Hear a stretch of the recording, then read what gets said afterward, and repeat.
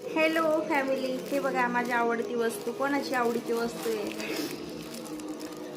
चिंच. चिंच तर माझी फेवरेट आहे. बापरे,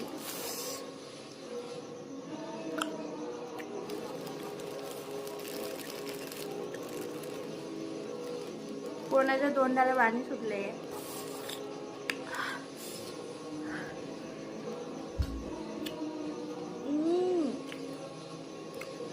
लहानपणाची आठवण आली मला चक्क.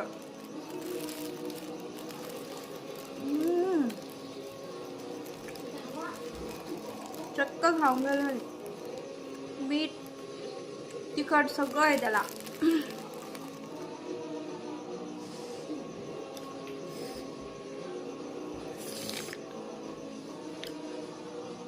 खूप छान.